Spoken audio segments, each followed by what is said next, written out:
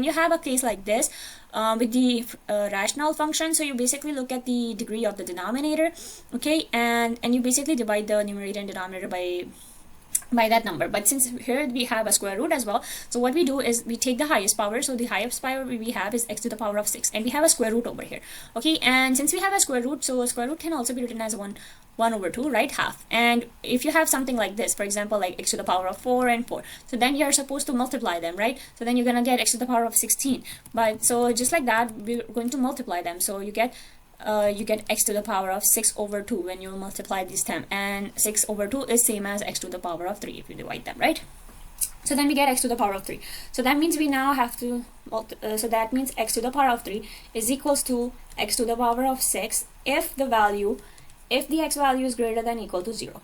However, if it's equals to negative, so then here it's gonna be negative x to the power of 3 if x value is less than 0. Okay, because you know, for the square root it gives you two values, positive and negative, so that's why we have to write like this. And here there's a negative over here, and if you want you can move this negative over there.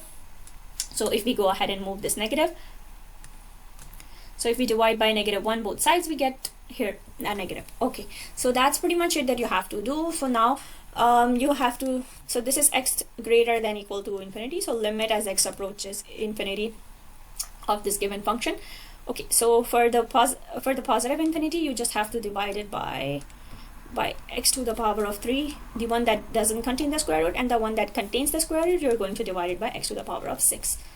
Okay, now we can simply go ahead and write the terms as the division follows. So then we have -3. We're simply dividing it, okay? We're not doing anything special. And here you just have to know that here you see, so I had like 2 square root of 5 over 6, and then again I have x to the power of 6. So instead of writing it like again square root, you can basically square the whole term and write it like that, okay? So you can basically write like that. It's the same thing.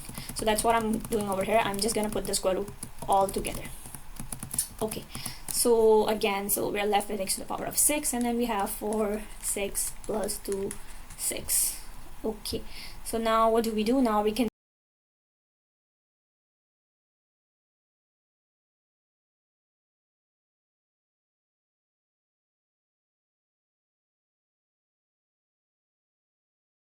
can simply go ahead and plug our limit inside. Okay, so just don't confuse, okay? So here if we go ahead and plug our limit inside, but before that we just have to do a simple factorization. So we're left with 10 over here, and here we're left with 3 here, with 1 at the bottom, because the power of the denominator is higher than the numerator. So the one with the highest power is gonna go, it's where you will write the remaining term, okay? Or if you want, you can basically look at like this. So 2 minus 3, that's gonna be -1. So then 3x to the power of -1, it's same as 3x. Okay, so however you want to look at it. And then this x to the power of 6, x to the power of 6 cancels out. You're only left with 25 over here. And then again 4 minus 6, that's gonna be x to the power of -2. So x to the power of -2 is same as 1 over x squared, right? If you want to do it this way, or simply you can say, okay, x to the power of 6 has a higher term, so that means that 2 is gonna go at the bottom.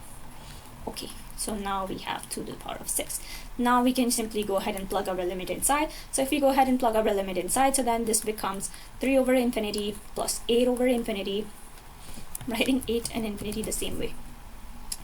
8 over infinity, and then at the bottom we'll have 25 plus 1 over infinity plus 2 over infinity. So infinity, 1 over infinity, that's a 0, 2 over infinity, that's a 0, that's a 0, that's a 0. So what are we left with? So we're left with 10 over 25, and that is basically going to be our answer for this part. And wait, that was square root of 25, not 25, so I forgot that. Okay, so if it's square root of 25, then it's going to be 10 over 5, and 10 over 5, if you evaluate it, that's gonna be a 2.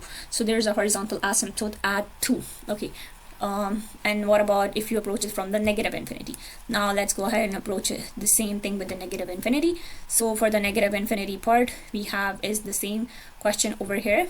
So I'm gonna write down the same question. Okay, now what do we have to do for the negative infinity? Remember, we wrote this thing over here.